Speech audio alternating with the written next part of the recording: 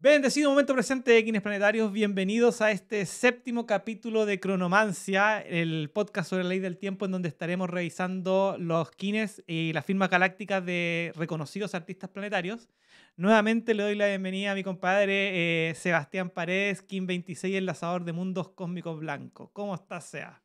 Bien, pues Antigua, perfecto guerrero cósmico. Más abrigado en esta oportunidad porque ya aquí en Rancagua bajó un poco la temperatura y ya merece polerón. Hemisferio sur ya entramos en el otoño. En el En el otoño. dulce otoño. Pero es más sí. rico, ¿cierto? Como que el ambiente está un poco más... Cuando con el calor de repente terminábamos bien sudados después de grabar. A mí me encanta. Soy muy blanco por todos lados. En mi kin, destino, guía, propósito. Claro. Así que... Así que, Y soy de otoño, sí, nací en otoño. Así ¿te gusta que el otoño? Me gusta, sí. Increíble. Y el apego, po. El Claro. apego del enlazador. Sí, es el verdad. otoño ayuda, por lo menos aquí, a cambiar. Ya, está perfecto. Sí. Pero bueno, estamos en esta séptima onda encantada, que es la onda encantada de la tormenta, la de la constante nosférica, la de los cambios, ¿cómo se llama? La autogeneración de energía. Y estuvimos buscando 4 artistas que fueran como representantes de esta onda encantada de la tormenta y encontramos 4 que son bastante interesantes. Como les comentábamos en los otros capítulos anteriores, vamos a tratar de ser un poco más preciso y conciso con las relaciones, enfocándonos principalmente en el oráculo. Y la verdad, súper motivado porque la gente cada vez responde mejor a este podcast. Así que, ¿te parece si le damos? Bueno, déjame hacer la introducción para ese. Vamos a ver Kin 81, Bob Dylan. Creo que todo el mundo conoce a Bob Dylan. Sí. Kin 82, Cher, que otra cantante, Muy conocida artista muy también. conocida también, Cher. Después vamos a ver a Salvador Dalí, Kin 83. Y después vamos a ver a Elizabeth Taylor. Nos tocó una onda encantada llena de artistas. Y más Entonces, cargado a los 4 primeros tonos. más 5 cargado a los primeros 4 tonos. Y Mm. después en el próximo creo que estábamos más cargados a los los finales. últimos. Entonces hicimos como un equilibrio en esa como distribución de los artistas. Pero bueno, antes de comenzar, recordar que existe un curso gratuito en el canal Cósmico Guerrero 156, que es el canal por donde transmitimos estos podcasts, que incluye 9 módulos y que la verdad están teniendo muchos plays y me están llegando muchos comentarios. Así que también decirle a la gente que está esa herramienta y que pueden indagar y profundizar, y que también estamos armando diferentes tipos de en vivo en el canal que tienen la intención de que la gente pregunte y que la gente también participe para que esto también sea un poco más integral y colaborativo. Así que, sin más preámbulos, partamos con Bob Dylan. Grande Bob Dylan. Grande Bob Dylan. Sí. Ya, pues entonces, démosle. Nació un 24 de mayo de 1941, todavía está vivo. Nació como dragón eléctrico rojo. El arquetipo galáctico es la fuerza primordial. Y leamos entonces lo que es la afirmación galáctica, veamos el oráculo en la quinta fuerza y los datos sincrónicos de este artista planetario. Bob Dylan, dragón eléctrico rojo, Kin 81.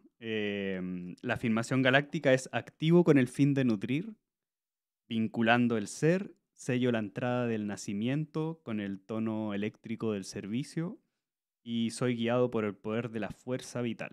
Exactamente, el poder de la serpiente. Guiado por la serpiente. Y el oráculo, en su análogo, está el espejo eléctrico, Kin 198. Como guía, acabamos de decir, la serpiente eléctrica, el Kin 185.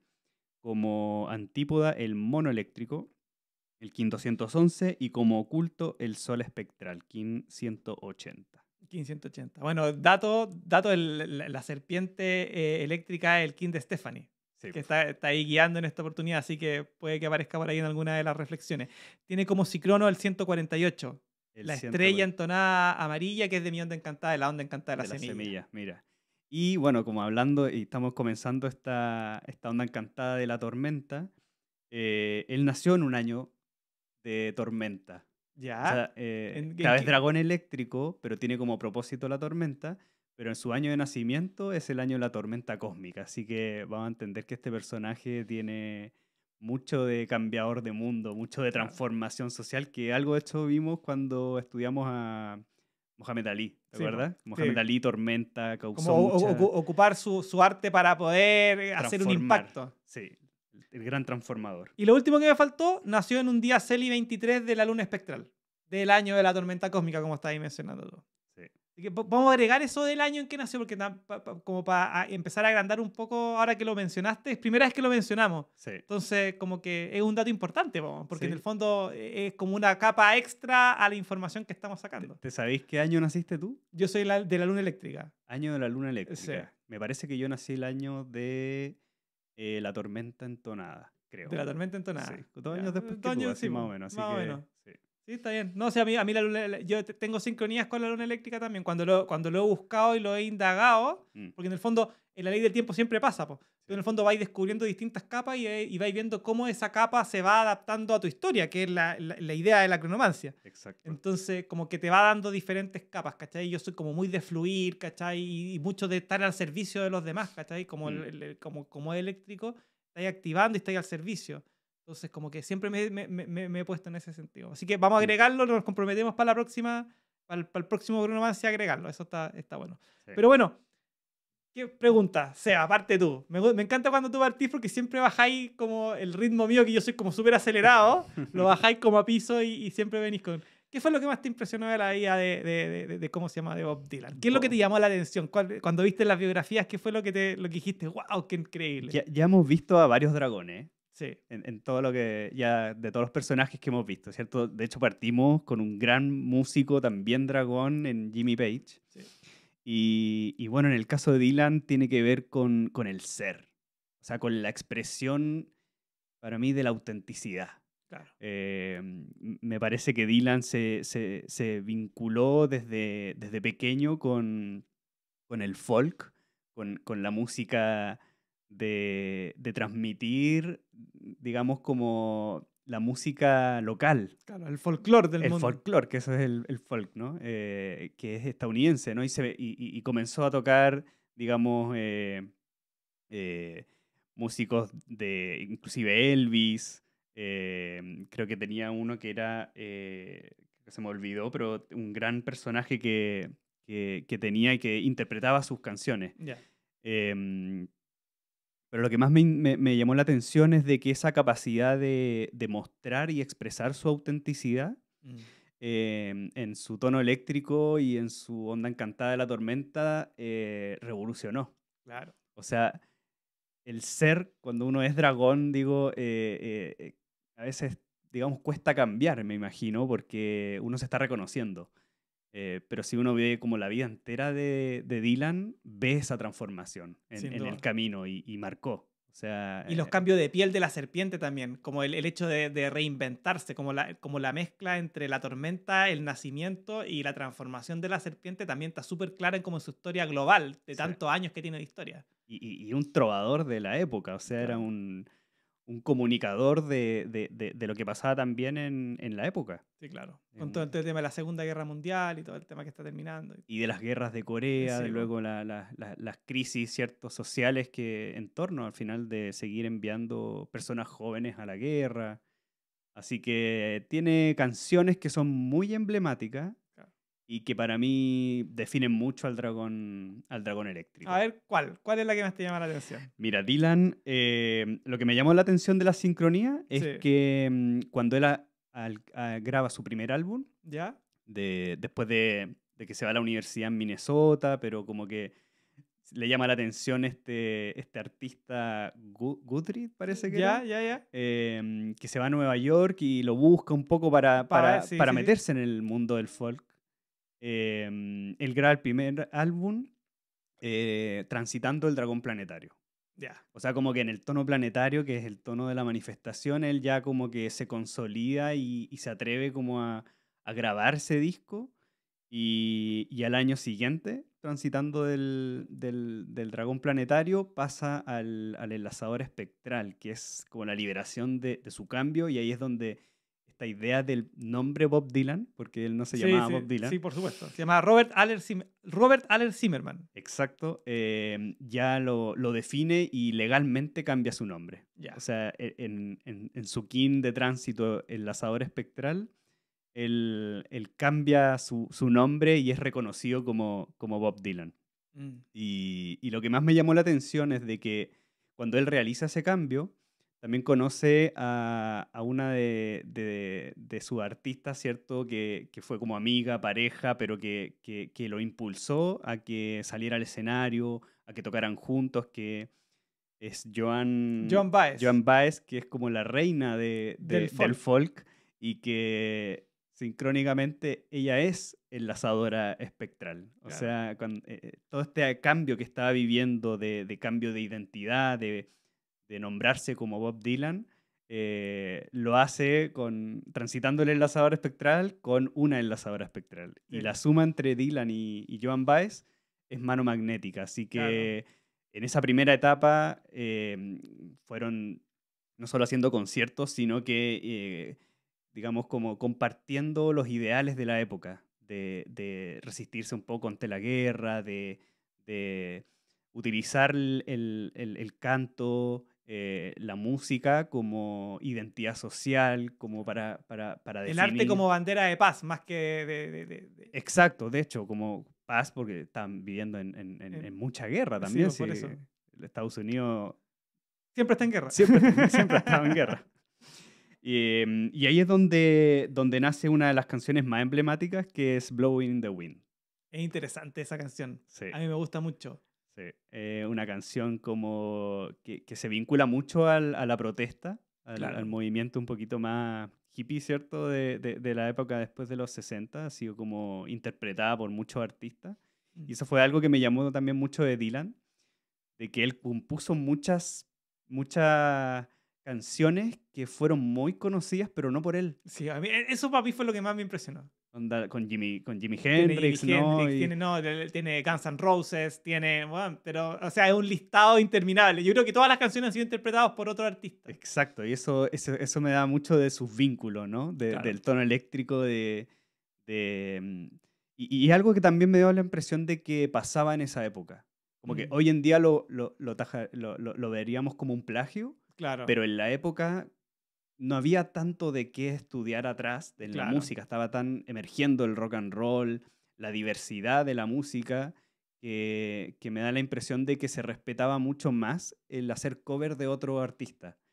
Y no había esa, oh, esto es mío, sino como que se compartía, me da esa impresión de que se compartía más la música. Yo creo que tiene que ver, hay dos razones grandes. Primero, porque las disqueras eran pocas. Antes la música estaba en manos de las disqueras, hoy día están en manos de las plataformas de streaming. Mm, Entonces, y al estar en manos de las disqueras, antes de tú pasar a una disquera, tú eras conocido a nivel local. mm, Entonces, si tú eras conocido a nivel local y tenías una canción que era muy famosa a nivel local y te agarraba a una persona y te hacía un cover y la hacía conocida a nivel mundial, para ti era un impulso. claro, ¿Cachai? Entonces había esta como cooperatividad sí, en dejar hacer como los covers de tus canciones para que tuvieran esta explosión en conocimiento, porque en el fondo los derechos de autor son por quien la escribió, quien la compuso, quien la interpretó, quien la grabó, hay distintos como categorías. claro.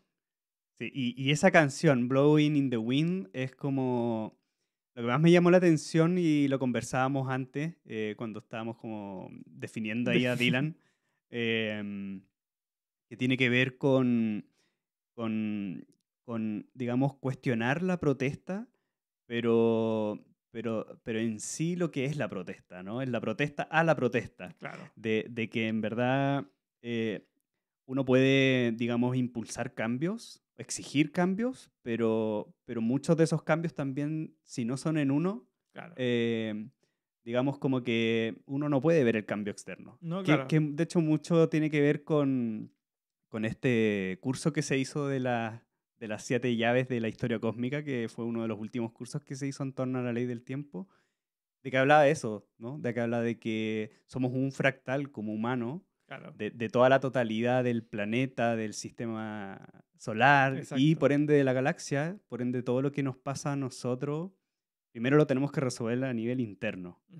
Y creo que Blowing the Wind va un poquito más a eso, que es de que las soluciones siempre también están ahí, en el momento. Cada vez que Claro. hay una problemática, siempre va a haber una solución y a veces la queremos buscar en otros o exigírselas a otros, pero yo creo que tenemos las alternativas de resolverlas nosotros. Sin duda. Y yo creo que tiene mucho que ver también con su forma o con la posición donde aparece el kin.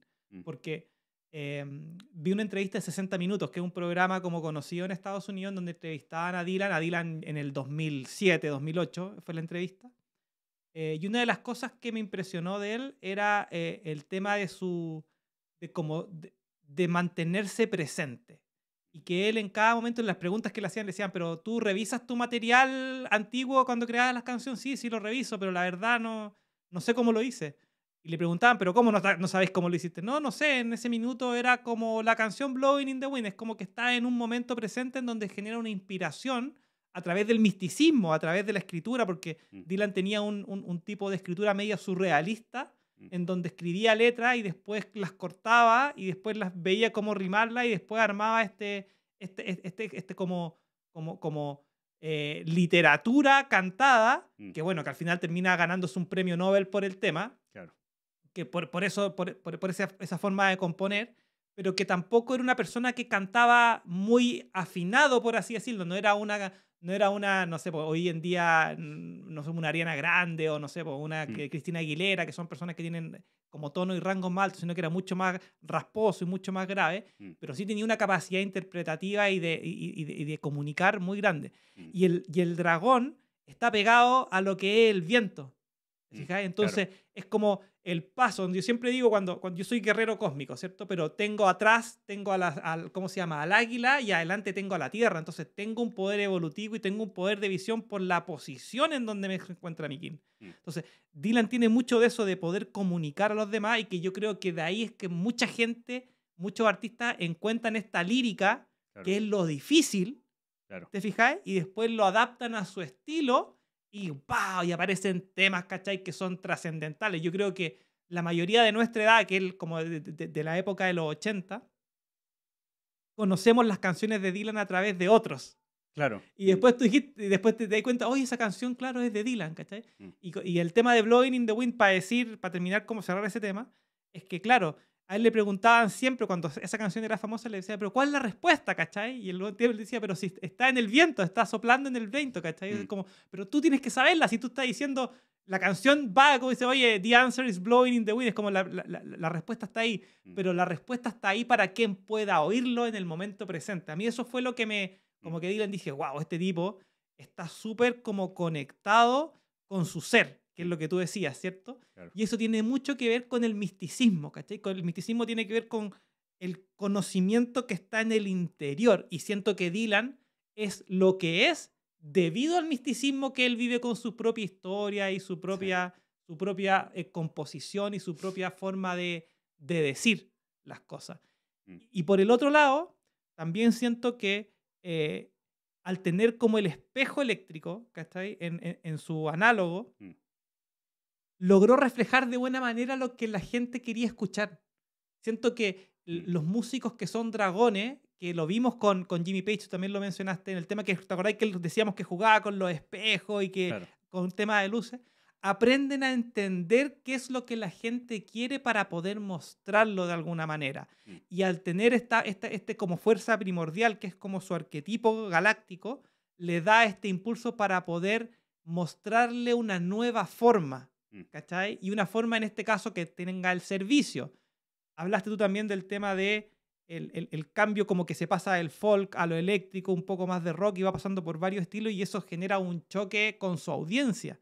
Pero al final su audiencia termina multiplicándose. Claro. Deja una audiencia por un lado porque dice yo ya necesito meterle algo nuevo porque no estoy encontrando este misticismo que es lo que a él le gustaba, el estar en contacto con su ser.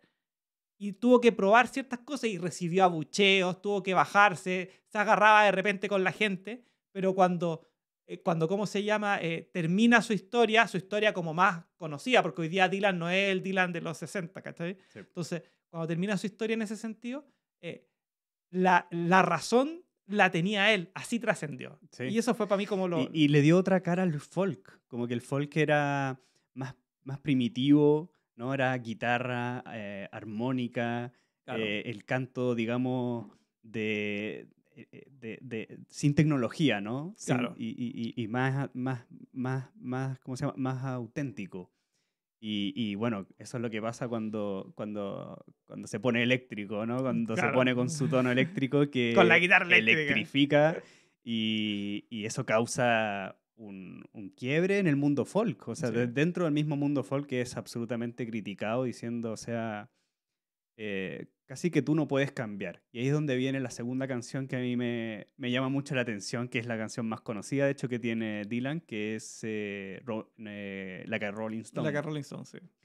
Donde me llamó mucho la atención. Yo no tenía idea de, o sea, obviamente conocía la canción, Sí. pero no entendía el contexto. O sea, Ya, y perfecto. nunca me imaginé que tenía ese significado. De hecho, nunca como que dije, nunca la traducí, ¿cachai? Pero explica el Como significado, ya que... Rolling in the Stone es como Claro. la roca rodante, Sí, claro. ¿no? Como, y cuando vi una de las entrevistas también de Dylan, decía que, bueno, la roca que se mueve no le sale musgo. Claro. Y básicamente era una crítica, yo siento que fue así, de que de este mundo folk que lo criticaba por evolucionar en su estilo musical, eh, que no cambiaba, que exigía siempre más de lo mismo, pero que no, digamos, se adaptaba a la época, que Claro. era donde estaba también emergiendo mucho de la tecnología de amplificación Claro, eléctrica, ¿no? claro. Y, y la que Rolling Stone es como un llamado a toda la gente que le cuesta cambiar, que le cuesta mucho salir de su zona de confort. Y como lo que tú decías ahí antes, creo que Dylan al final, verlo en toda su evolución musical, es como Claro. una bitácora de la historia estadounidense. De musical, sin duda. Y ese Nobel que gana, creo que es por literatura, Por ¿no? literatura, sí. Es por eso, es porque refleja la literatura, digamos, de la época. Bueno, ahí tengo dos cosas con el tema A del ver. premio Nobel. La primera es que, bueno, lo hizo transitando en un guerrero cósmico amarillo, que es un número que cuando aparece para mí es como, oh, mira qué entretenido, Tuking. que es mi King, ¿cachai? Y lo otro que es que, para mí una de las canciones independientes de las dos que tú mencionaste, yo me acuerdo que la canción con la que Dylan me siento más representado es All Along the Watchtower, que es una canción que Jimi Hendrix toma. Ujú. Porque a mí me gustaba mucho Jimi Hendrix cuando yo era chico, era guitarrista, entonces era mucho de Jimi, era como lo máximo. Mm. Y Jimi como personaje a mí también me gustaba por su forma de vestirse, por su forma como de romper estructura y todo el tema. Y dentro cuando uno está buscando la bibliografía, encontré como una biografía sobre ese tema. Y en ese tema el tipo hablaba, como que analizaban las letras, y para no entrar a definir lo que dice la letra, en el fondo una de las razones que ocupa el analista en este caso para darle como el éxito a esa canción es porque la historia parte en una etapa de la historia, hablan de dos personas que van hacia una torre, ¿cachai? Y van acá y después llegan a la torre y en la torre pasa algo, pero cuando termina la canción, pareciera que cuando termina pasa lo que pasa al principio de la canción. Entonces tú parte la canción y cuando está terminando, si parte de nuevo, tiene el sentido porque en el fondo lo que pasó hace, entonces Como un ciclo. le da un ciclo a esa canción, ¿cachai? Y yo escuchaba y me puse obviamente después de ver, me puse a escuchar la canción y escuchaba y decía con la traducción para ir cachando cómo va, así que también los invito a escuchar la canción en esta forma y lo escuchaba y decía, wow, o sea, esto es poesía pura y siento que es lo que Jimi Hendrix entendió de la canción y hizo su versión eléctrica, ¿cachai? Porque en el fondo, para mí el impacto de Dylan es la letra. Es más, te podría decir algo que puede que a los fanáticos de Dylan no les guste. A mí las versiones de Dylan no me gustan. Yo escucho a Bob Dylan y... Sí, bueno, de hecho, por eso fueron tan conocidas las covers de sus canciones. A mí o sea, la única canción de Dylan que me gusta así como original es Mr. Tambourine Man, ¿cachai? Así como el original. Pero las demás las conozco todas por lo que tú decías, de covers, ¿cachai? Incluso me acuerdo que haber visto hace un tiempo por un curso que tomé con Igne Wen, Elefante Blanco, en donde nos daba películas para que viéramos después de cada clase. Eran como 7 sesiones, 7 películas. De eso se trata ¿cómo se llama el curso? Así que saludo al Elefante Blanco.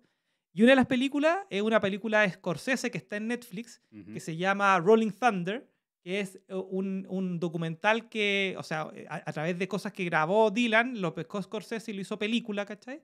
En donde muestran como la historia de un concierto de Dylan por todo Estados Unidos en una caravana, ¿cachai? Como en un bus con varios artistas. en donde van cambiando, entran y todo, pero era como un show circense, weón. ¿Cachai? Era como algo totalmente disruptivo, Una ¿cachai? caravana, Era una ¿sí? caravana, entonces se pintaban, tenían sombreros, tenían pintadas de cara blanca y cantaban sus canciones. Y claro, con este tema de protesta, era como un tema de lo que Dylan hacía en su época. Mm. Y yo lo veía, y independiente que está toda la música original, con todas las canciones, y tú decís, wow, hay una cachada. Ahí fue cuando descubrí que había muchas canciones de Dylan que yo conocía por otros artistas. Pero, pero sí me pasó que no es mi estilo de música. El folk definitivamente no lo es, ¿cachai? En la parte más eléctrica quizás sí. Pero ahí yo me di cuenta y dije, este tipo es un cabrón, decía, es un cabrón. ¿Por qué? Porque tenéis que tener mucho de mono, que es su antípoda, tenéis que tener mucho de mono para pararte como un payaso a hacer un show disruptivo sobre protesta con música. Eso es que lo que a mí me decía como que, bueno, esta weá no puede ser que exista tanto. Y no es, como dije al principio, no es un cantante dotado de una voz como Michael Jackson, ¿cachai? Que diga, Claro. wow, wow, que canta súper bien. No, no era entretener No, tampoco, no, sino tampoco era era generar entretener. conciencia. Y yo creo que a través del arte, Mm. pero como disruptivo, o sea, que vaya a chocar con los estándares, ¿cachai? Onda, yo me imagino en ese concierto, en esa película, yo veía a la gente que iba a ver este show de Rolling Thunder de Dylan y salíais del concierto y como que era yo otra persona, ¿viste? Una weá así. Yo en ese concierto decía, weón, ¿qué estamos viendo? Una tormenta. Es una weá así que, ¿qué pasó, weón? ¿Cachai? Así como, ¿qué fuimos a ver? ¿Cachai? Y yo creo que en la historia de Dylan pasa mucho eso también con el tema de la tormenta. Sí. Y otra cosa, si tenía otra por ahí dando vuelta, voy a buscar aquí en mi listado. Los 30 años ya cuando... Porque él pasa un harto tiempo fuera también. Por un accidente. Sí, pero el accidente me parece que también fue como... No fue tan grave, Como pero fue la excusa como para ausentarse un tiempo porque igual... o sea, digamos, era Sí, un súper aparte que conocido. empezó su etapa de paternidad. Así que yo creo que coincidió con ese alejamiento. De hecho, él no estuvo en Woodstock. Pero su casa está en Gusto. Pero está al lado, de hecho. Sí, Yo creo que su casa está ahí. lo escucha ahí cerca. Y sí, los 30 años, cuando celebra los 30 años en el año 92, ese día es un dragón autoexistente. Y ahí convoca a muchos artistas. O sea, al final, en el año 92 es como que ya es un ícono y no solamente de las generaciones de los 60, 70, sino que ya a los 90 sigue siendo Bob Dylan. Y es algo que vamos a ver en Cher, que son estos dos artistas que se mantienen por 3 décadas. Claro, y eso es algo así como... También con Elizabeth Taylor. Y con Tiene Elizabeth 50 Taylor años. también. O sea, mucho de esto onda Encantada, Tormenta, como que son personajes que por lo menos coinciden tal vez, pero me llamó mucho la atención sobre todo en Cher y en Dylan, que son músicos que puedan trascender tanto tiempo y ser igual de exitosos. O sea, Bueno, y también Dalí, pues, weón. y Dalí. Pero mira, Bueno, Dalí también. Fíjate que tiene un sentido, weón. Me lo acabáis de abrir. Y tiene que ver con que lo único constante es el cambio. Y esa es la enseñanza de la onda encantada de la tormenta, weón. Y hay que moverse como una Rolling Stone. Hay que moverse como una Rolling Stone. Bueno, lo vamos a ver con Cher después, cambiando de un poco de tema. La Elizabeth Taylor también lo tiene un poco. Y Dalí también, pues, weón, ¿cachai? Si en el fondo es aprender, o sea, la enseñanza de esta onda encantada, de estos artistas que estamos viendo, es saber que la reinvención, el estar en una zona de confort, es el llamado a cambiar, ¿cachai? Sí. Es donde no estar. Y eso también es interesante. Mira, tengo una más para cerrar con esto. Hay muchas más, ¿no? Yo creo que sí podemos hablar todo el día de esta cuestión porque anoté muchas cosas. Pero hay algo que a mí me impresionó, porque yo vengo de una línea de estudio musical. Yo cuando joven quería ser músico, ¿cachai? Estuve a que me dijeran que sí podía hacerlo, pero no me lo dijeron nunca, entonces no lo hice.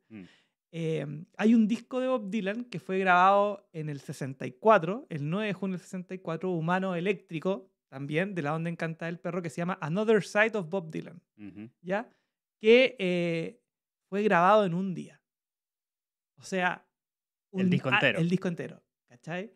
Y yo que conozco un poco del proceso de producción musical y de disco, y independiente que en la época antigua era mucho más complejo que hoy día hacer un disco en un día es algo que no se hace. O sea, no se hace no porque no se pueda, sino que no se hace porque es poco convencional y no tenéis tiempos para arreglo, no tenéis tiempos para nada. Pero, ¿cómo tiene que ser el proceso y el convencimiento? ¿Cachai? Transitando, como te digo, en un humano 3, ¿cachai? La libertad, servicio, su mismo tono, ¿cachai? De ir y grabar un... Ahora, no fue un disco famoso, no tiene todas las canciones que son famosas, pero encontré también que esa cosa de hacer algo distinto, el proponerse, voy a hacer un disco y lo voy a grabar en un día, también encuentro que tiene mucho de eléctrico, mucho de tormenta y mucho de dragón. Así que quería decirlo como para cerrar un poco a Bob Dylan y pasar al siguiente artista. Pasemos al siguiente. Que tiene que ver con Dylan también. Encontré también. una sincronía entre Cher y entre Cher Dylan. ¿Encontraste una? Sí. Genial. Bueno, Cher, para los que no saben, Cher es Skin 82, Dylan es Skin 81, estaban pegaditos, ¿cachai? Claro. Entonces, vamos, nació la Cher. Cher nació un 20 de mayo. Cherlyn Sarkisian. Tiene un nombre rarísimo. Sí. Pero viene de ascendencia, no me acuerdo, pero el 20 de mayo de 1946, codificado como viento autoexistente blanco, y su arquetipo galáctico es la suma sacerdotisa. Vamos con la afirmación diaria. Veamos este viento autoexistente blanco, Kin 82, Cher. La afirmación galáctica dice: defino con el fin de comunicar, midiendo el aliento, sello la entrada del espíritu con el tono autoexistente de la forma, y soy guiado por el poder del sinfín. El espejo ahí. El espejo. ¿Quién nos ha sentido identificado mujer en esa época con Cher? Con Cher. Y el oráculo dice, como análogo, la Tierra autoexistente, Kin 17, le guía el espejo autoexistente, que es el 238. Su antípoda es el humano autoexistente, el 212. Y su oculto es la tormenta planetaria, Kin 179. Sí. Nació el año de la semilla entonada. El año de la semilla entonada, perfecto. Cicrono 221, dragón cósmico de la onda encantada de la luna. Y en Alfa 19, la luna espectral, que es la misma luna espectral que Dylan. Que Dylan. Así que también tienen esa liberación, ¿cachai? Liberación, podríamos decir, del arte, ¿cachai? Del tema. Démosles parte tú de nuevo, pues ya que estamos en esa banda de tú y yo, así avanzamos. Dale, mira, yo conocía... ¿Qué fue la pregunta? Yo no conocía nada para que quede en el clip, para que quede en el clip. Sí. ¿Qué es lo que más te impresionó de Cher? No sabíais nada. No, eso es lo que más me impresionó, que no sabía nada. Que había mucho prejuicio también. Por supuesto. Porque no soy muy popero. La ignorancia sí. tiene que ver con el prejuicio. Sí. Así que bueno estudiar esto. Varios de estos personajes ha sido una revelación. Así que, y aparte es divertido verlo, ¿cierto? Bajo la lupa de la ley del tiempo. Así que... bueno, es una cantante, actriz y reconocida como la diosa del pop. Antes de Madonna, antes de cualquier artista así, ícono pop, sobre todo femenino, está Cher. Ya. Y una de las cosas que más me llamó la atención, sacándole los quines a sus personas más cercanas y todo, es el vínculo con la madre. A ver, dale. Porque la madre es otra Cher. Pero de otra generación. Claro. ¿Por qué? Porque también era actriz, modelo y cantante. Solo que, claro, de los años 30, 40, 50, pero hasta ahí se quedó. ¿Y por qué la madre es importante para Cher? Encontré que porque tiene su mismo kin. Mira. O sea, la madre también es viento autoexistente de la onda encantada de la tormenta. Así que... hay una conexión ahí. Sí, tiene el reflejo y para mí sacó todo su característica artística de su madre. Sin duda. O sea, su madre era una persona que estaba vinculada con las artes en general. O sea, de hecho, hasta cuando ya Cher era conocida, hizo cosas con su mamá. Claro. Digamos, desde el nivel del canto, del baile, inclusive actuó en documentales. También hizo una serie de temas fit, ¿cachai? Para hacer como infomerciales, que se hizo rica con eso también. Y empresaria también. Sí. Y lo que me llamó la atención es de que la madre tenía una cierta inestabilidad. Sé poco en todo caso de ella, pero sé que tuvo muchas parejas, claro. Sobre todo en la infancia de Cher. tuvo muchos cambios, algo muy característico de dos personas encantadas de la tormenta. Así que yo creo que eso fue algo que también, digamos, lo repitió Cher, pero yo creo de diferente forma. Y el hecho de tener a su madre como esta figura también, digamos, artística en este viento autoexistente, que el viento a veces puede ser un poquito tormentoso, yo encuentro. No, sin El duda. viento es emanación, que a veces también se descontrola. Imagínate en el tono autoexistente con el propósito de la tormenta. Es una forma, creo, de comunicar bien especial y muy transformadora. Así que creo que esa inestabilidad le hizo a veces salirse de ese rol de madre, pero eso creo que le ayudó a buscar, cuando llega a California, lo que ella quería. Yo creo que tener ese ejemplo de la madre como modelo, artista, fue lo que definió a Cher desde muy chiquitito. Es que tiene que ver mucho con... A mí me pasa algo parecido en mi familia, porque mi señora es Noche Galáctica y mi hija es Noche Galáctica. Entonces también tengo como una visión sobre qué significa tener a tu mamá con tu mismo kin, ¿cachai? Claro. Cuando tú estás como conectado a través del kin exacto y más encima tienen una vocación que es similar o la misma, en el fondo como que la hija toma las riendas. Es como una... O le pasan el testimonio en una posta, ¿cachai? Porque ella desde muy chica tiene claro que quiere ser actriz, tiene claro que quiere cantar. A los 16 años se va, ¿cachai? A Los Ángeles. Que y en el colegio era como productora. Claro. Desde chiquitita mandaba todo y hacía como performance. Exacto. Entonces, bueno, y aquí tengo que se va en el 62 a Los Ángeles, está asignando un viento 7.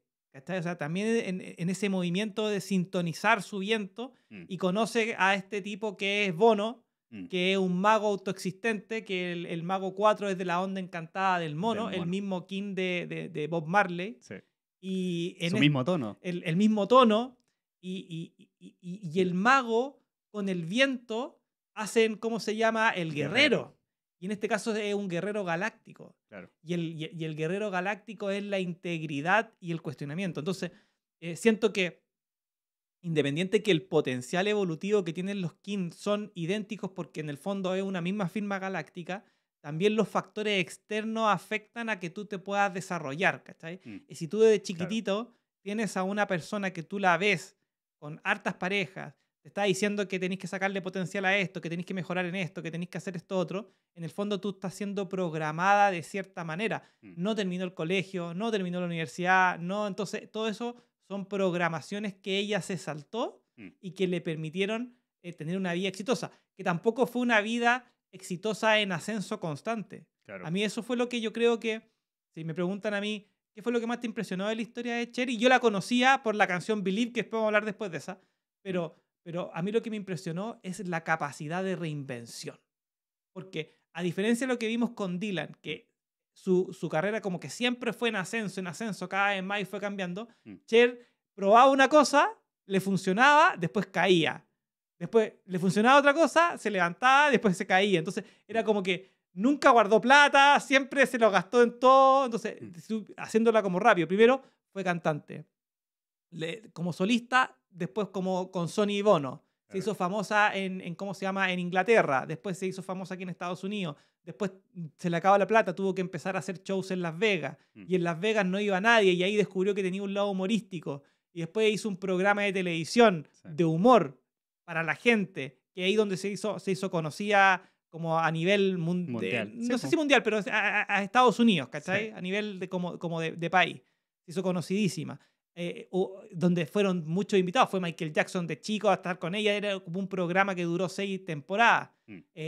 Después se quedó pobre de nuevo. Después hizo un programa de los primeros infomerciales de deporte, donde empezó a vender como sistemas de alimentación, sistemas de como para bajar de peso. Se hizo famosa de nuevo. Después dejó de ser eso porque la criticaron. Después se puso a hacer películas. ¿Cachai? Hizo una película que fue muy conocida, que no por esa ganó el Oscar, pero sí una que se llama Mask, que era una película que en los años 90 la daban por televisión todo el rato, de este niñito que tiene como una cara deforme. No sé si la viste. No, ¿no? Mira. Un niñito que tiene como una enfermedad, que tiene las cabezas grandes, ¿cachai? Que tiene como cara deforme, y Cher es la mamá. Ya. Y yo me acuerdo porque la daban en Canal 3 o en Canal 7 cuando era chica, la daban un montón, weón, que era mira. como súper conocida y por esa película se hace conocida como actriz. Mm. Después termina ganando un Oscar por otra película. Claro. Entonces, y Grammys por las canciones y todo el tema. Y al final, cuando ya termina como su historia y ya está más vieja, saca esta canción Believe en el año 99, 98, por aquí lo tengo anotado, en el año 98, Mm.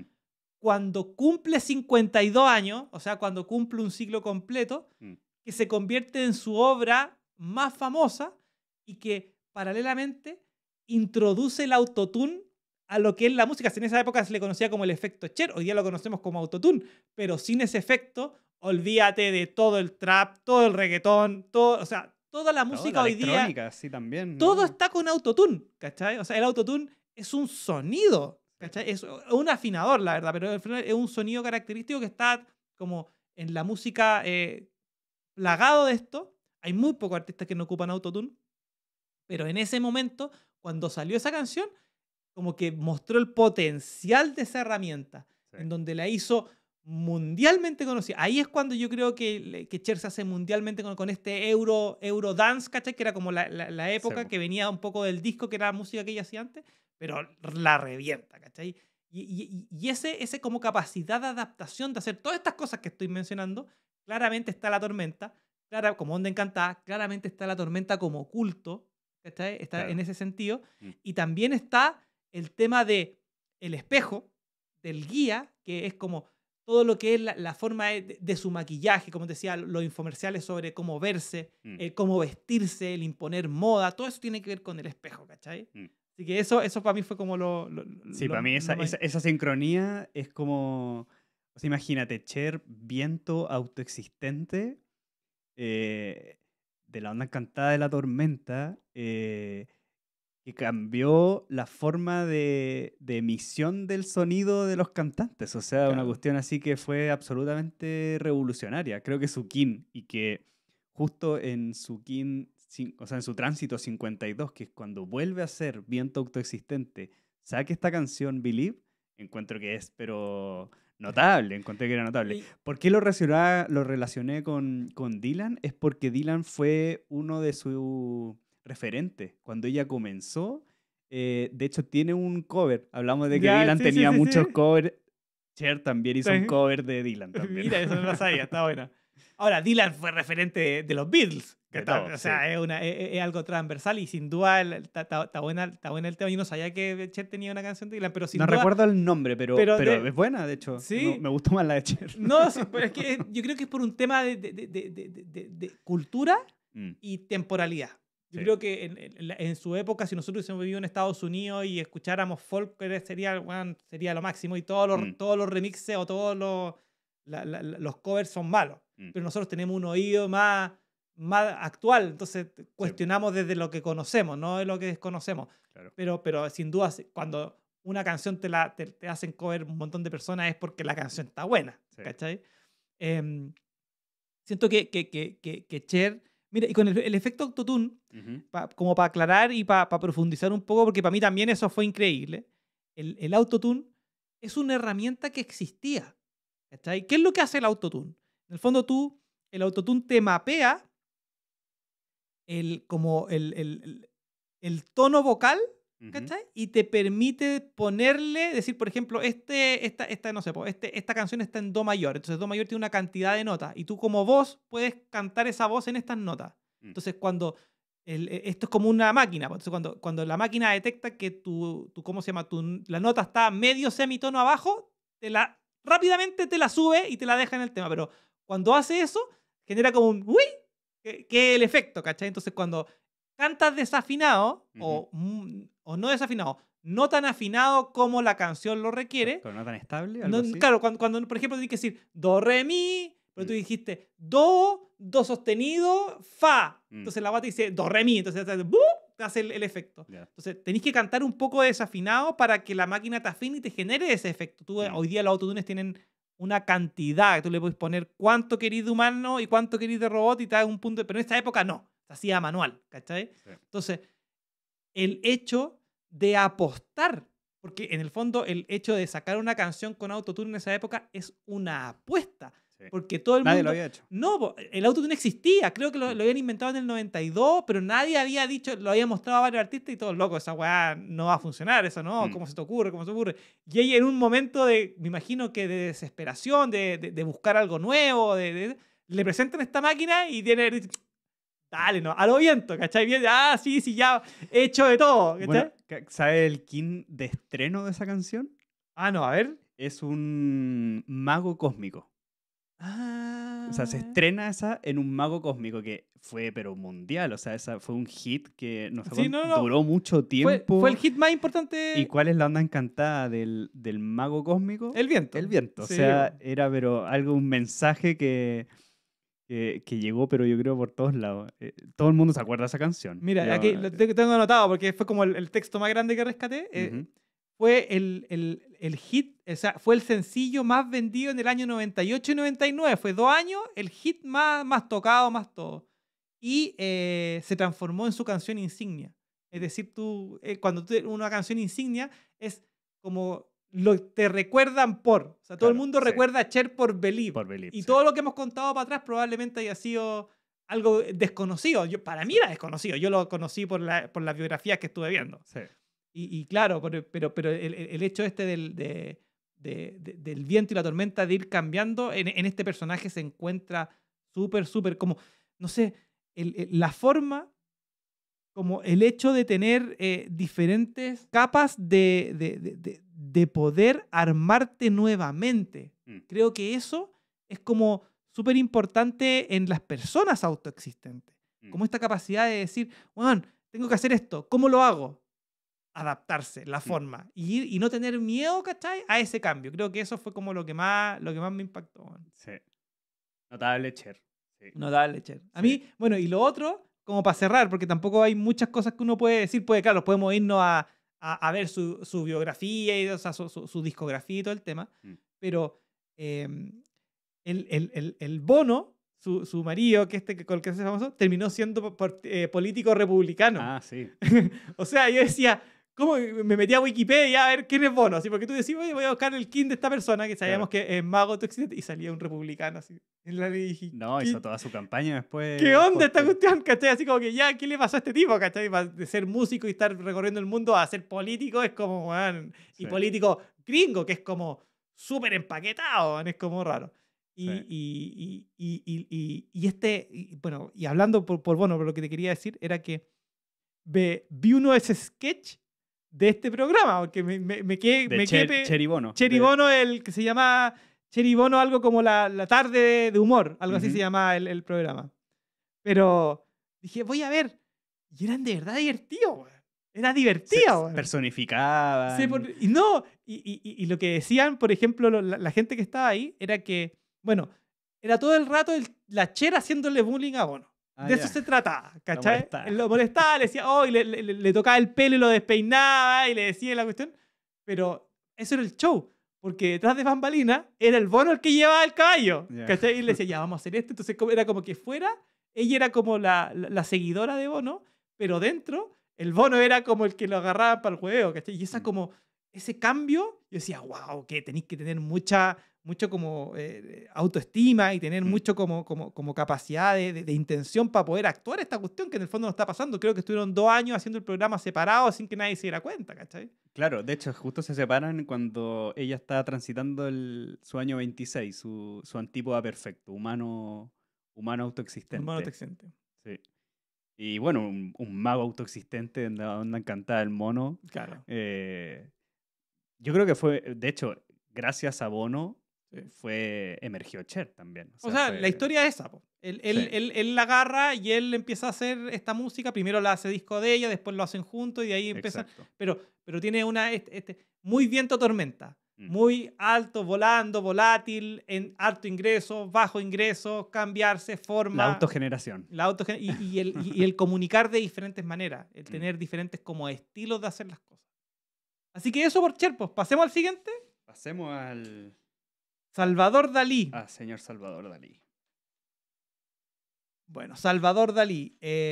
Nace un 11 de mayo de 1904, codificado como Noche en Tonado Azul. de noche tiene un montón. Yo creo que más noche que cae. cualquiera. Es que yo estoy rodeado de noche, entonces cuando lo veía decía, estaba como lleno. Y trasciende un 23 de enero del 89, que es Sol Galáctico. El 1560, el de la onda encantada del caminante, que es el kin de Pakal Botán. Y la suma de las dos del kin, Noche Cósmica Azul, de la onda encantada del mira. 1973. La suma Noche, también es pero- noche, noche, noche, noche. Y tiene como arquetipo galáctico la soñadora, el soñador. Así que veamos la afirmación.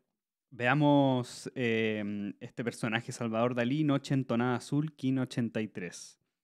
La afirmación galáctica es: confiero poder con el fin de soñar, comandando la intuición, sello la entrada de la abundancia, con el tono entonado de la radiancia, soy guiado por el poder de la magia. Del mono. Guiado por el mono. Uy, este personaje. Y el oráculo. Como análogo tiene al guerrero entonado, el kin 96. Tiene como guía al mono entonado, que es el kin 31. Tiene como antípoda el caminante del cielo entonado, kin 213. Y su oculto es el espejo solar, kin 178. Nace en un año de mago lunar. Mago lunar. Sí. Mira, está buena esa. Tiene como ciclón el 209, luna magnética. De la onda y nace también en la luna espectral, gamma 10. Ah, mira, también luna Sí, espectral. todo dentro de la luna espectral. Sincrónico eso. Sí, y los tres juntos, Y los el tres juntitos. 81, 82 y 83. Sí. A ver, ya. Dale, Seba, parte tú de nuevo. Uy, este personaje de O sea, los bigotes, pa- de los bigotes refinados. Mira, yo te voy a decir 3 palabras Ujú. de Dalí, para que de ahí le dais tú. Noche, mono, tormenta. Noche mono tormenta. Ahí está, yo creo que el resumen de esta cuestión. Color azul, clan Color azul. Claro. La paciencia transforma la conducta. Claro, la paciencia transforma la conducta.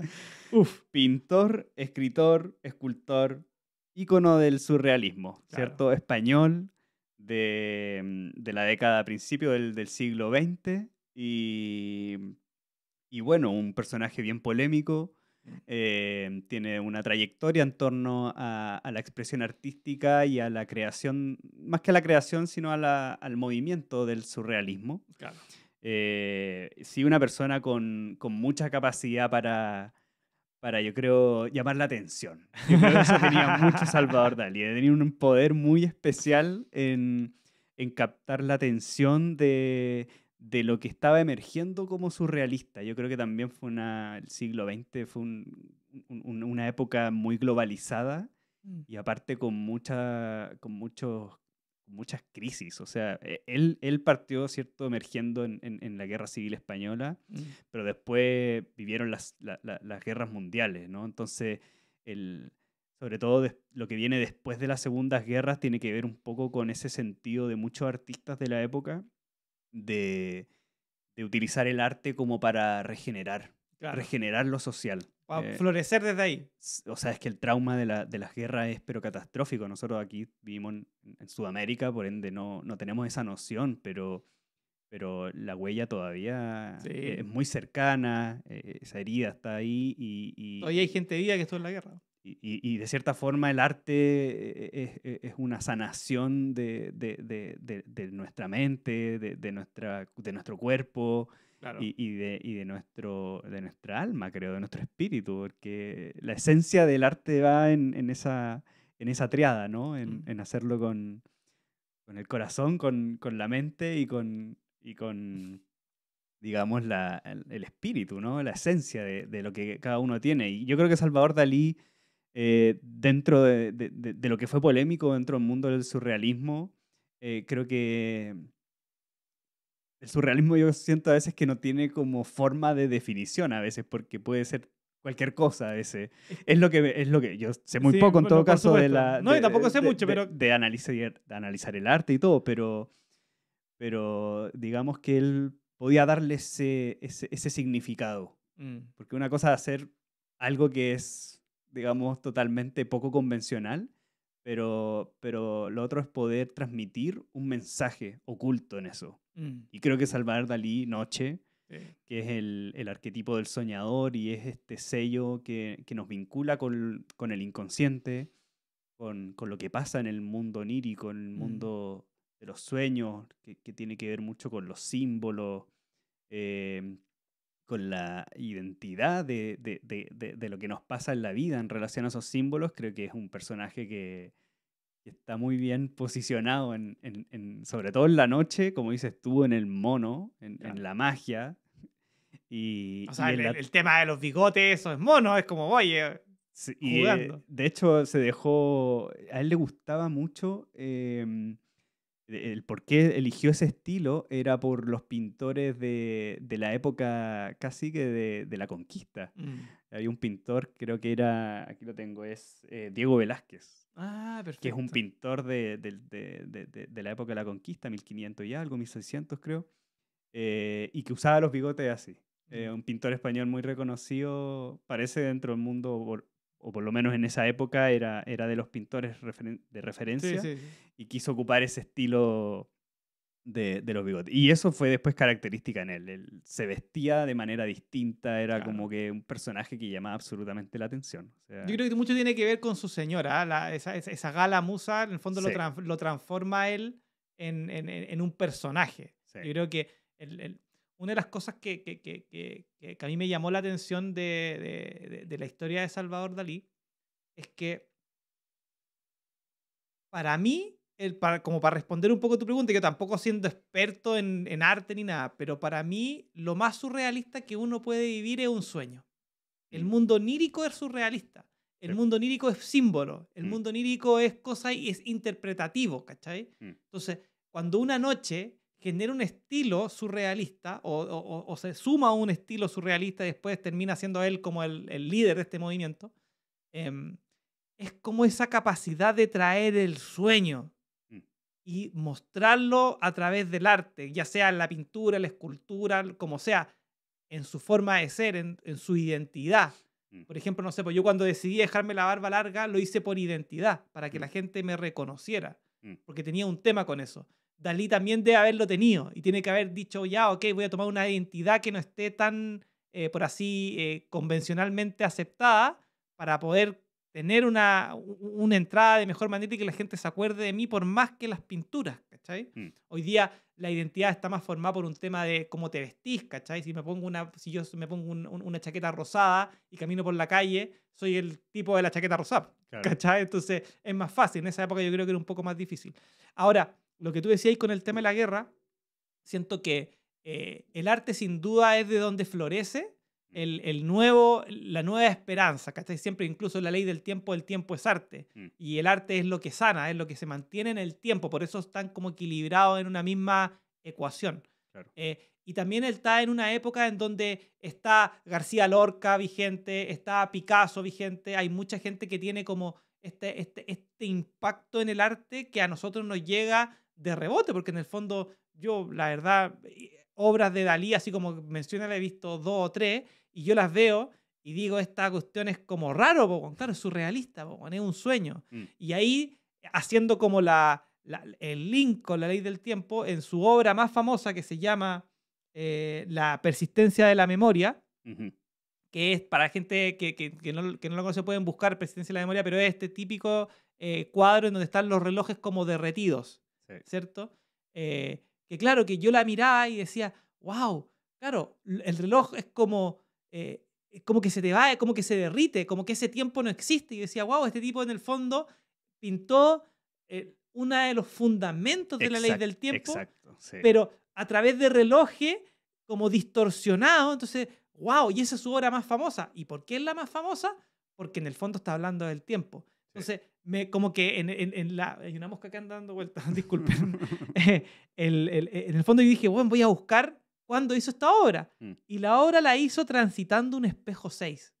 Y mira. espejo 6 es de la onda encantada del caminante y que es el símbolo claro de la tumba de Pacal Botán, Mm, que tiene la profecía del tiempo. Entonces dije, wow, acá ¿cómo se llama? Hay una relación, porque en el fondo, si tú tenías una obra célebre y que más encima estáis presentando el king de para nosotros, el profeta del tiempo, ¿cachai? mm, Y que tu obra tenga que ver con el tiempo, para mí es la noósfera expresándose. mm, ¿A través de dónde? A través del sueño, de un soñador. independiente que tú puedas decir lo que queráis de Dalí. Dalí puede que haya sido una persona que tuvo problemas con sus papás, tuvo problemas con sus con sus compañeros de universidad, tuvo problemas con los surrealistas, tuvo problemas con los gringos, era un tipo muy excéntrico, ocupaba relojes de oro, le gustaba la excentricidad, con todo. Podéis decir muchas cosas, ¿cachai? Sí. Pero y es lo mismo que decimos con los artistas conflictivos de cronomancia, es que en el fondo nosotros lo que estamos buscando es la sincronía a través de la cronomancia y cómo estos temas se pueden relacionar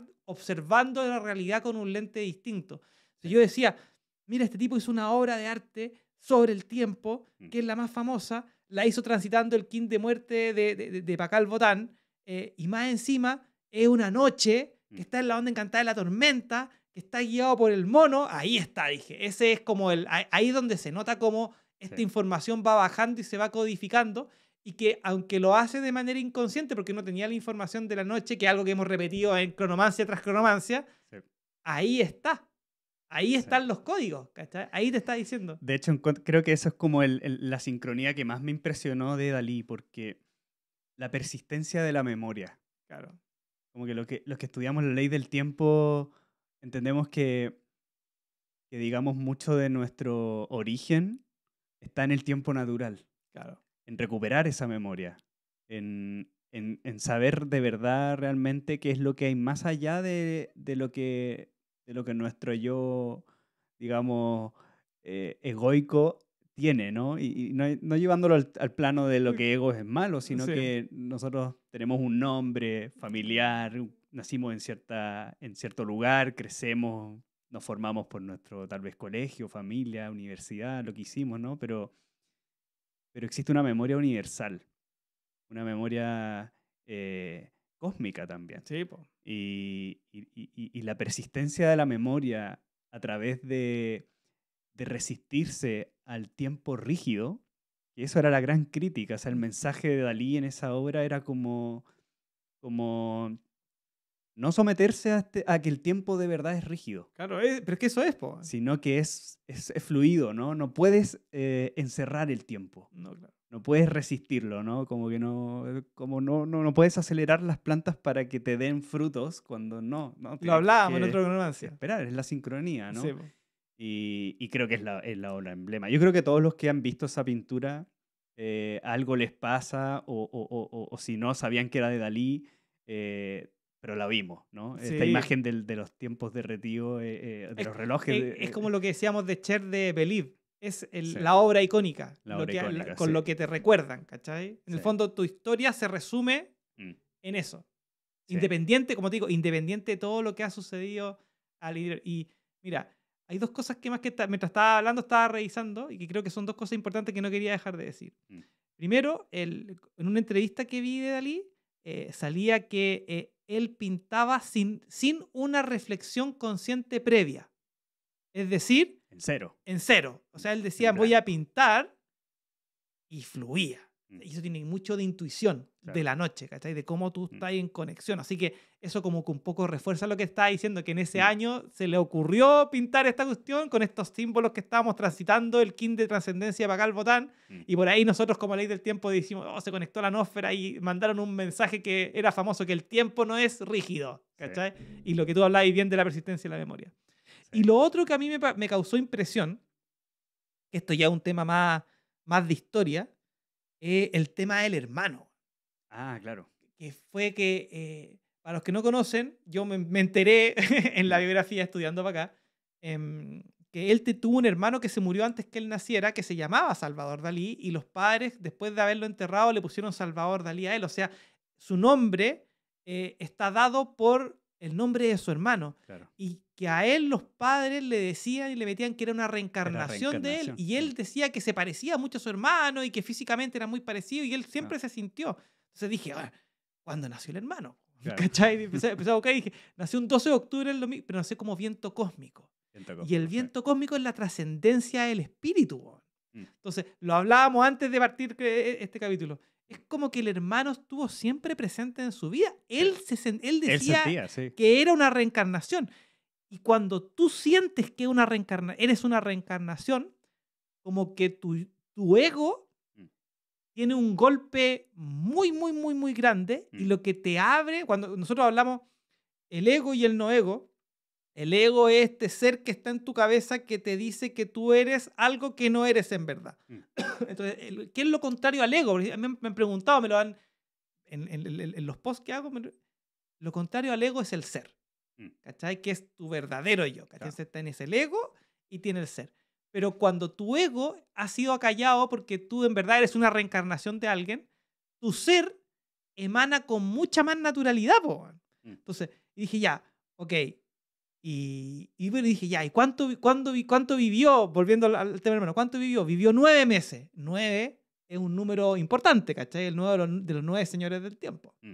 Y murió un 1 de agosto de 1903, que era Sol 8, que es el kin de Pakal Botán. Sol galáctico. Sol galáctico. Entonces dije, a ver, espérate. Y ahí como que me cerró. Dije, este tipo tiene esta obra del tiempo que la hizo transitando la muerte de Pakal Botán y se cree la reencarnación de su hermano, que era un viento cósmico, la trascendencia del espíritu, pero que trascendió en un sol galáctico que es el kin de Pakal Botán. Aquí hay algo. Aquí hay algo. Hay algo. Y no me iba a buscar si es que José Argüelles habló de Dalí, porque acuérdate que José Argüelles es doctor en la historia de arte. O sea, la persistencia de la memoria seguro que le llegó. Es mal. Sí. Ahora se me acaba de ocurrir. Hay que investigar. Así que le invitamos también a la audiencia a investigar. Pero claro, tiene que haber algo ahí, ¿cachai? Sí. Está codificado. Acá hay ciertos hechos que están puestos sobre la mesa, ¿cachai? Sí. Y eso, increíble. No sé si tiene algo más que aportar. Sí, que tú explicabas que, claro, nace como noche entonada y muere como Sol Galáctico como también. Sol Galáctico. Tienes razón. Y que la suma era Noche Cósmica. Noche Cósmica. Y el kin de tránsito, cuando él está muriendo, es Noche Espectral. Mira, acá, pero espérate. O sea, espérate. liberación de la noche. O sea, acabas de dar un dato clave, weón. ¿Sí? Me acabo de dar cuenta. El hermano muere en Sol Galáctico y él muere en Sol Galáctico. Los dos mueren en Sol Galáctico. Los dos mueren en Sol Galáctico, po. Mira, esa sí que es una sincronía. Sí. Y transitando Noche Espectral. De la onda encantada del Sol Galáctico. Mira, no, increíble. O sea, murió el mismo King que su hermano. Transitando ese King. O sea, transitando esa onda encantada, que es el del caminante del cielo. Cuático. Mucha sincronía, no Salvador Dalí, un personaje. No, quitando todas esas barreras así de su personalidad extrínseca. Así, de nuevo, sacándolo de lado eso, sí, sacando de lado. Voy a terminar este programa y voy a ir a investigar esta cuestión porque no me di cuenta, me acabo de dar cuenta. Ahora que tú lo dijiste. Bueno, el inconsciente. El inconsciente, el inconsciente. La noche. Y yo mira, busqué la sincronía en el nacimiento y no en la muerte. Mira. Ahí estaba. Así yo decía, algo tiene que pasar. ¿Cómo se va a creer el cuento? Imagínate, murió el mismo King que su hermano. El mismo día, el mismo King que su hermano, que era la reencarnación. Wow, lo encontré. Ahora sí estoy choqueado. Se me reventó la cabeza. Pasemos al siguiente porque si no me voy a seguir pegado en esto. Pasemos a la última. A la última de este Cronomancia 7. Elizabeth Taylor. Me gustó la historia de Elizabeth Taylor, te diré. La encontré entretenida. Siento que era chora. Sí. Chora, no sé, nosotros decimos choro acá en Chile, pero chora significa como valiente. Sí. Como que era valiente, era entretenida. Pero bueno, ella nace un 27 de febrero de 1932, codificado como Perro Cristal Blanco, y trasciende un 23 de marzo del 2011, que está como Luna Espectral Roja, que, si no me equivoco, el día de trascendencia de José Argüelles. En un 89. Y es de su misma onda encantada. Y de su misma onda encantada, sí, de la onda encantada de la tormenta. Y la suma de los dos es tormenta planetaria, que es de la onda encantada del perro. Entonces mira. Lo tiene dado vuelta. Claro. Como tormenta de la onda encantada del perro de la onda encantada de la tormenta. Y su ¿cómo se llama? Su arquetipo galáctico es el compasivo. Así que démosle con la afirmación. Elizabeth Taylor, King 90, Perro Cristal Blanco. La afirmación galáctica es: me dedico con el fin de amar, universalizando la lealtad, sello el proceso del corazón con el tono cristal de la cooperación y soy guiado por el poder del espíritu. Exactamente. El espejo nuevamente, apareció otro espejo. Sí. Vamos entonces con el oráculo. El perro cristal tiene como análogo la luna cristal, King 129. Le guía el viento cristal. No, el espejo cristal. El espejo cristal. El antípoda es el sol cristal, el KIN 220, y su antípoda es el mono lunar, KIN 171. Espera, parece que me equivoqué, parece que es el viento. A ver, 12 más 12. Sí, es el viento El cristal. viento, me equivoqué, yo lo tengo mal anotado. Ahí está. Ya, corregimos. Viento cristal de... Claro, le guía el viento cristal. Sí. El 1542. Y nació un año mago autoexistente. Mago autoexistente. Sí. Ese sí que apareció. Desapareció. Bob Marley se acerca. Sí, y también el Bono. Bono está, también. está ahí dando vuelta. Déjame cambiar el tiro acá porque si no después me va a quedar en mi archivo mal. ¿Y en el orden cíclico nace? En el 163, Noche Resonante. Noche Resonante Azul, de la onda encantada de la Tierra. Ajá. Y Luna Galáctica, Silio XXI. Ahí está. O sea, el PSI, me estaba pensando, que estoy preguntando el Cicrono. Uh-huh. Pero Noche Resonante como Cicrono y Luna Galáctica, Silio XXI en ¿cómo se llama? En el sincronario de 13 lunas de 28 días. Uh-huh. Dale, sigamos. Veamos, por Elizabeth Taylor. Yo la había escuchado en nombre nomás. Creo que no la tenía tan identificada. Cuando estábamos armando el listado de artistas para revisar, aquí en Chile, bueno, es que mi papá, la verdad, mi papá siempre, cuando, no sé, tenemos que hacer algo, y papá, hiciste esta cuestión, lo dice Liz Taylor. Le da con la Liz Taylor. Y me escribe, me dice Liz Taylor, así, una palabra, ¿cachai? Entonces era como, oye, veamos la Liz Taylor, y como que desde chico, claro, para mí la Elizabeth Taylor siempre la tuve asociada a Cleopatra. Ese era mi link. Pero jamás pensé que eran 50 años y que era una ícono del cine. O sea, no. Pero más por Liz Taylor. Está listo. Está Liz Taylor. Así. Bueno, es una actriz estadounidense, anglo-estadounidense, ¿cierto? De papá es estadounidense, pero nacía en Inglaterra. En Inglaterra. Y bueno, se va temprano a Inglaterra y ahí es donde su padrino es muy cercano a Churchill, creo, ¿cierto? A Churchill, exactamente. Por ende, digamos que está muy vinculado con las artes. El papá creo que tiene como una galería de arte que después la pone en California. Que después, claro, cuando se van de nuevo de vuelta a Estados Unidos, que me parece que es por la guerra. Sí, es por la guerra. Devuelven a Estados Unidos y él ya pone una galería de arte en California, como dijiste. Claro. Y se trae las obras desde allá. Y trae o sea, es como un vinculador del arte, así.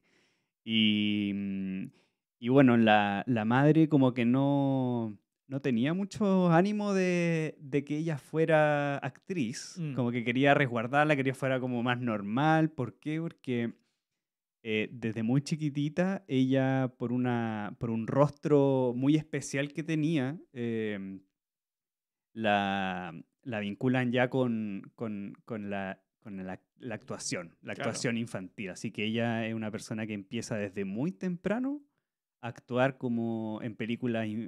Eran películas, yo creo, para todo tipo de público, sí, pero actuando, ¿cierto?, de papeles infantiles, ¿no? Sí, claro. Siendo como los más conocidos, todos conocimos a la perrita Lassie, ¿no? A la Lassie, claro. Ese es como su papel más conocido de pequeña. Claro, esa imagen de una niñita con el perro Lassie, ella es la Liz Taylor. La Liz Taylor. Claro, ahí lo que yo me acuerdo que había, lo estaba buscando, no lo encontré, pero lo que me acordaba era que la mamá se da cuenta en algún minuto, porque ella creo que como a los 6 años vuelve a Estados Unidos. Claro. Y está en esta cuestión, en esta como galería de arte que tiene el papá, y en esta galería de arte Hollywood, ¿quiénes son los clientes? Los actores, ¿cachai? O sea, la gente que tiene más adinerada dentro de ese mundo se acerca mucho el mundo de Hollywood hacia donde ella tiene su casa, que en el fondo esta tienda. Y la mamá en una de las entrevistas se da cuenta de que todo el mundo le dice que tenía cara bonita, que es lo que decías tú, y ella y como que se pega una cachaca, como decimos acá en Chile, es una realizada, ¿cachai? Oye, parece que aquí en Hollywood tener cara bonita es importante. Claro. Y ahí es donde parte de lo que tú decías con el tema de los castings. Y se gana el primer casting en ¿cómo se llama? En una película en donde ella es como... se trata, yo no la he visto, pero lo que leí sobre el tema es que había un caballo en donde este caballo se le quiebra la pata y ella tiene con un veterinario, tienen que mejorarlo y van a competir a un campeonato nacional, por así decirlo, y ganan. ¿Cachai? Esa es la trama de la película, súper livianita y todo el tema. Claro. Pero le eligieron a ella, no por su cara bonita, porque sabía andar a caballo a temprana edad. Ah, mira. Ese fue como el link. Y ya estando dentro, la película no se hace famosa, sino que la ve el mundo, y ahí se dan cuenta de la cara bonita de esta niña y empieza como su ascenso en el... Y que, claro, y que tiene materia para ser actriz. Para ser actriz, ¿cachai? De hecho, encontré que en esos primeros años de debut, de éxito, son todos en sus años sol, que son sus antípodas. Claro. Debuta en un sol solar, como la intención del camino. Para mí el sol es de la como iluminación, claro, hacia dónde hay que ir. Hacia dónde hay que ir. El éxito con Lassie, que es la segunda Lassie que creo que hace, porque hace 2 películas como de Lassie. La segunda es como ya mucho éxito y ahí es donde está en sol cósmico, o sea, como que ya trasciende la luz. Por ahí va, por ahí va. Y ya de niña supo durante todo ese periodo que eso era lo que, digamos, a lo que se iba a dedicar, y da el salto ya a papeles de drama y de papeles adultos con una película en el año 50, donde tiene muy buenas críticas y ya empieza como a ser nombrada como actrices emergentes. Creo que empieza a ser nominada a premios, comienza a ser de hecho nominada a premios Oscar, hasta que en el año 60 lo gana. Claro, transitando Perro Magnético. Y transitando Perro Magnético. O sea, y este perro cristal comienza como sus años, digamos, como de mayor éxito en producción de películas en estos 13 años de refinamiento de Blanco. Y el segundo Oscar también lo gana en Un Sol 7. De La Onda Encantada del Mago. También el proceso... o sea, podríamos decir que sus años blancos fueron sus años de como refinación y mayor éxito, donde quizás no de mayor fama, pero sí donde mayor se le vio retribuido el trabajo a nivel de la academia, porque en el fondo cuando tú eres actor a lo que apuntáis es a la academia, ¿no? Sí. Tú cuando vayas, yo siempre digo, cuando veo estos Óscares, la entrega de los Óscares, digo, ¿cuánta plata juntarán todos los que están sentados allá adentro? Porque en el fondo son todos millonarios, entonces, ¿cachai? Sí. Es una cuestión como divertido. Sí. Y ahí lanza tiene sus primeros contratos. De hecho, en el año 26, que es un año como que siempre lo tenemos como referencia, sí, porque es el año de la mitad, o el año donde uno transita su quina antípoda, como su energía más contraria, es cuando ya cierra como el contrato con MGM, transitando el sol autoexistente. Claro. El sol cristal. El sol cristal, claro. Ella es de La Onda Encantada de la Luna. Y lo que me llamó más la atención es de que esta característica de tormenta la vio reflejada como en todos los personajes que ella, digamos, como que la posicionaban en personajes de drama. Claro. O sea, generalmente tenía que actuar con personajes que tenían muchos cambios emocionales. Pasaban por muchos procesos emocionales, algo muy característico tal vez como de lo que es el sello de la tormenta, ¿no? Como de no mantenerse rígido, sino también mostrar este ciclo emocional. Y fue, digamos, como muy reconocida en todo el aspecto del cine del drama, y por eso fue también muy comparado con otra actriz que ya vimos, de hecho, en Marilyn Monroe. Claro. La vimos en La Onda Encantada, El Enlazador de Mundo, donde se le comparaba, pero siendo Marilyn como un símbolo de comedia y de sexismo. Claro. Elizabeth Taylor era reconocida un poco más por su cualidad del drama, ¿no? De las películas dramáticas. Y de amor. Y de amor, claro. Porque en el drama es amor, es ¿cachai? amor. O sea, cuando nosotros decimos drama, claro, el drama es el desamor en ese tema, ¿cachai? Y eso, yo no sé, yo siento que los actores, las actrices, nosotros como nos acercamos a ellos a través de las películas, nos imaginamos cosas. Pasa mucho que cuando tú veis una película, por ejemplo, no sé, yo veo a Keanu Reeves y me imagino a Neo.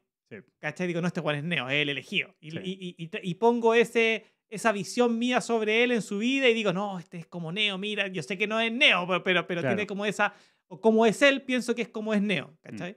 Pasa transversalmente. Pero yo siento que los actores en o la carrera de actriz, ¿cachai? Y de actor, tiene mucho que ver con abrazar y encarnar los personajes, por lo tanto, cada personaje te va quedando. Yo siento que hay muy pocos actores que como que logran separar una cosa de otra. Entonces, yo veía a la Elizabeth Taylor y veía el oráculo, ¿cachai? Y decía, no, el amor incondicional.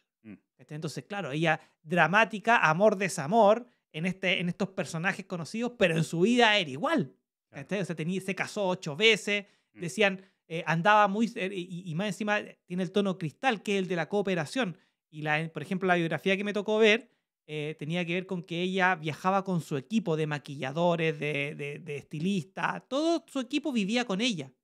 Entonces, ella era como muy oye, somos nosotros, ¿cachai? Claro, vivían, de repente arrendaban un piso de hotel y metía a todo el mundo ya adentro porque tenía que vivir con ella, tenía esta afición este amor por, ¿cómo se llama? Por las joyas caras, que si tú te vas al mundo materialista de la época, yo creo que hoy día también, pero en esa época era más, es como la forma en que los hombres demostraban amor a las mujeres. Sí. Muy machista, muy nada que ver con la actualidad, no me maten las feministas en este comentario, claro. Pero es como el hombre sentía que le entregaba y a través de su historia tormentosa se llenó de joyas porque como siempre dejaba la cagada, sí. Siempre los hombres volvían a regalarle joyas porque era la forma en que los perdonaba y como ella tenía esta adicción a las joyas también, entonces veía el oráculo y decía, oye, esta persona tiene mucho de perro en este sentido de amor materialista o dramático en las películas, sí. Pero está muy, muy, muy marcado.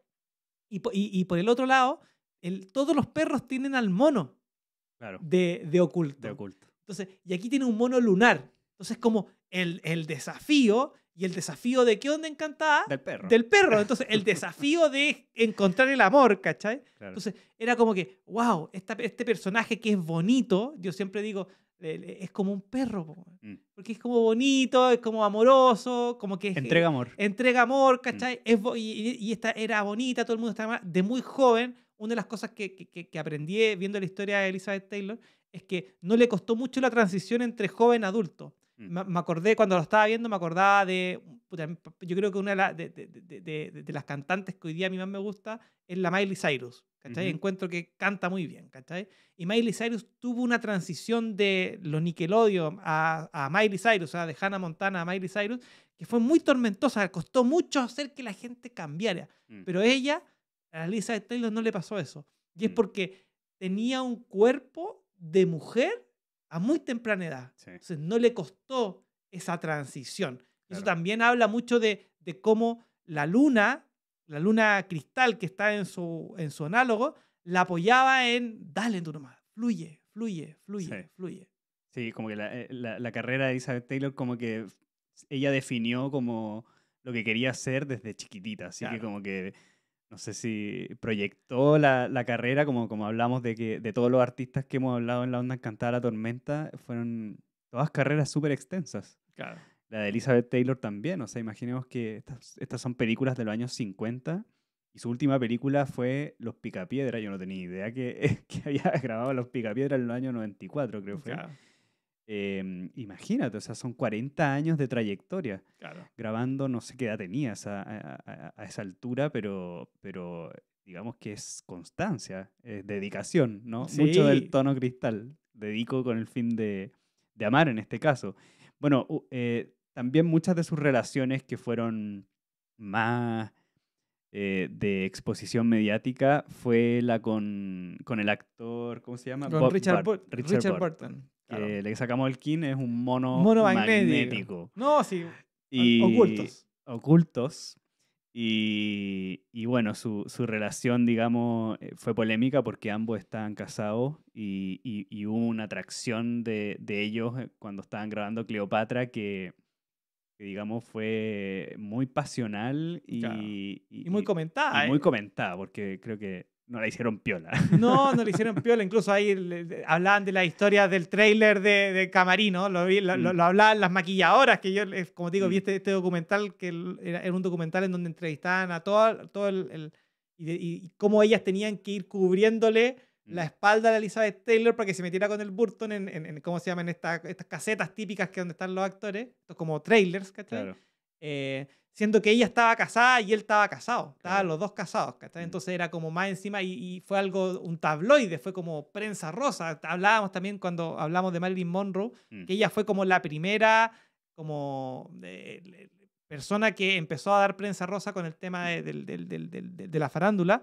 pero aquí hubo unas portadas de diario, Claro, sí, ¿cachai? fue... En donde la infidelidad, Sí. ¿cachai? Siendo que cuando hablamos de perros hablamos de fidelidad, ¿cierto?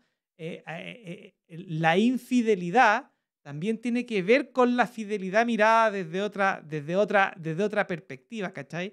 Sí. Y si lo sumamos a todas estas relaciones tormentosas que tuvo Elizabeth Taylor y que principalmente con este actor que es conocido, en el fondo también demuestran un poco esa atracción que naturalmente, atracción ya sea de cambios, de cosas nuevas, que se genera cuando dos personas muy como conocidas se juntan. Porque en la época lo que veía también era que en la época que se conocieron, Richard Burton era mucho más conocido que Elizabeth Taylor. Es más, Elizabeth Taylor por Cleopatra tuvo un contrato de $1 millón que era el pago más alto para una mujer, que Claro. los hombres ya ganaban $1 millón hace rato. ¿Cachai? Por eso el tipo le regalaba muchas joyas y todo el tema.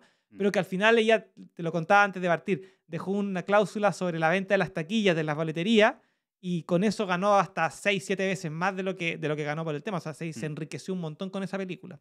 Pero, por el otro lado, cuando el Richard Burton era como el sex symbol, hombre. Y esta chica era como no era sex symbol porque era la Marilyn Monroe, pero era como una de las conocidas de las bonitas. Sí. Entonces, tenían esta atracción natural que se genera por el tema de las películas. ¿Cuántas personas se enamoran de un personaje de una película? Sí, ¿cachai?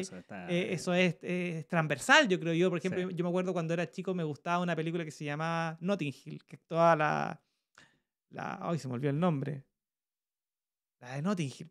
Sí, ay, ¿no la he visto? No. Bueno, es para verla. Creo que la cacho, pero no. Ay, voy a acordar el nombre, pero la chica que actúa en Notting Hill, ya me voy a acordar, a mí me encantaba. Yo veía la película 20 veces, la miraba y decía, loco, esta era una actriz que era como normal, ¿cachai? Pero en el fondo pasa eso, que uno como auditor ves una película y te enamoráis de los personajes, claro. Pero imagínate ser tú el protagonista de la película y enamorarte del protagonista o de tu contraparte. Bueno, ha pasado tantas veces. Pasa. La historia de Brad Pitt también le pasó con Angelina Jolie. Claro, entonces, hay algo que sucede en este tema que es netamente profesional y por las circunstancias, pero también como físico, ¿cachai? También de admiración, de mucho. Sí. Y siento que Elizabeth Taylor en el fondo como que engloba a ese personaje o esa actriz de alguna manera que en su época debe haber enamorado a muchos. Sí, seguramente. Y esa es la trascendencia de ella, ¿cachai? Y contrastando a la imagen de Marilyn Monroe, que yo claro. Creo. Era una belleza tal vez más elegante, más estética, no sé. Son otras épocas en todo caso, sí. Pero me parece que puede haber sido así. Y este personaje como que fue uno de los grandes amores de ella. O sea, cuando ella como que reconoce, porque tuvo muchas parejas, cuál fue como sus grandes amores, fue uno que creo que falleció. Sí. Y Barton, o sea, es como... y en el mundo del cine tiene que ser de las parejas también como... Claro, más recordada. Más recordada, sí, porque también fue muy escandaloso, muy tormentoso. Es que nosotros nos enteramos por eso. Sí. El Hollywood en general, claro, es la forma. Tú cuando... Sí. O sea, yo me acuerdo cuando Brad Pitt estaba casado con la Jennifer Aniston, y claro. Que era ¿cómo se llama? La de Friends. Sí, la Rachel. La Rachel. Y después le pone el gorro con la Angelina Jolie haciendo esta película en donde están actuando los dos juntos. Y tú decís, eso, Brad Pitt se subió a otro nivel de reconocimiento de su nombre. Sí. porque la Angelina Jolie en esa época era la mujer Tomb más... Raider. Claro, era como la más top del minuto, ¿cachai? Era más que Friends, ¿cachai? Más que la Rachel. Entonces, siento que también hay un morbo que en el fondo el mismo rubro Sí. lo impulsa, ¿cachai? Sí. Creo que La también... farándula al final, el- ¿no? Tiene que ver con, mira, con la fíjate, farándula del espectáculo. fíjate que la típica, la Elizabeth Taylor, estoy casi seguro, no estoy 100% seguro, estoy casi seguro que a ella le decían, oye, ¿sabéis qué? Esto en sus primeros, ¿cómo se llama? Creo que sus primeros 2 matrimonios, a ella la sientan, me acordé, ahora estoy 100% Ujú. seguro, creo que la sientan y le dicen, sería muy bueno para la taquilla, para la venta de boletería, si es que tú te casaras con esta persona. Y la casaban 2 semanas, 3 semanas antes ¿cómo se llama? De que saliera la película, Ah, para mira. tener el impulso de que, oh, se casó Elizabeth Taylor y va a Ya. entrenar esta película. Ah, mira, ¿Cachai? para ponerle Creo, más creo que las aderezo. 2 primeras matrimonios Fueron así. fueron así. Y Mm. eso habla de lo que estamos hablando. Mm. Es que en el rubro son las herramientas de marketing, en este caso del casamiento y los tabloides, para poder darle a la prensa rosa más farándula, Mm. son herramientas de común acuerdo. La gente está Sí. ahí. Hoy día tú puedes tener, no sé, gente que está en los realities que terminan, no sé, bailando en strip club. Mm. De ahí la sacan, ¿cachai? Entonces son cosas que suceden nomás, ¿cachai? Y nosotros desde el punto de vista del análisis, yo siento que la Elizabeth Taylor siempre fue compasiva con, Sí. con su entorno, Sí. siempre fue amorosa, incluso ella decía, ¿por qué te casaste tantas veces? Aislando estas 2 que te estoy diciendo, las otras 6, es porque ella de verdad quería comprometerse al 100% con esa persona y no quería engañarla, no quería hacer nada, y ella creía que esa Claro. era la forma, ¿cachai? Mm. Entonces, siento que está como muy... Y por el otro lado, el perro es la persona el animal más cercano al hombre, ¿cachai? Entonces, como que todos amamos al perro y es un perro bonito, ¿cachai? Como también Sí. tiene eso otro. Y después ya en su última etapa también fue muy compañera de muchos artistas, Michael Jackson, por Claro, ejemplo, apañándolo también en situaciones conflictivas que tuvieron, claro. ellas teniendo la experiencia, ¿no? De pasar por todas esas críticas, el juicio de la sociedad. Sí. Y lo que me llamó la atención es el día que muere. ¿Ya? Ella muere en luna espectral, o transitando luna espectral. ¿Ya? La luna es su análogo, Sí. y la luna espectral es de la onda encantada de la tormenta, que es su Sí. propósito. Así Sí. que como que falleció en un kin muy... Claro, ella es Kin 90 y trasciende en un Kin 89, a un día de cumplir un giro galáctico Un más. giro, sí, pues claro. De su mismo onda encantada y análogo, ¿no? Y bueno, fue una etapa digamos, como de las secuelas también de todos los problemas que ella tuvo. Sí, Aumentó mucho de peso, sí. después me parece que tenía igual una Una adicción adicción a la morfina, creo a que la era. morfina o algún fármaco, parece que... Pero eso creo que como trasciende, fue al final de un reconocimiento. Y creo que esa Claro. sincronía, ¿no? La luna espectral transitando eso tiene que ver mucho con lo que fue el perro cristal. Mm. Último para cerrar. Ya que sacaste a Michael Jackson, me acordé. Ella fue el que lo nombró el rey del pop. Ah, El ella, término claro. rey del pop, Mm, ella fue la primera que lo dijo. mira. Así Mm, que yo lo menciono porque Michael Jackson es 1543, que es Noche Cósmica, mm, que es mi análogo perfecto. ah, verdad. Lo vamos a revisar en la onda encantada del mono cuando lo veamos.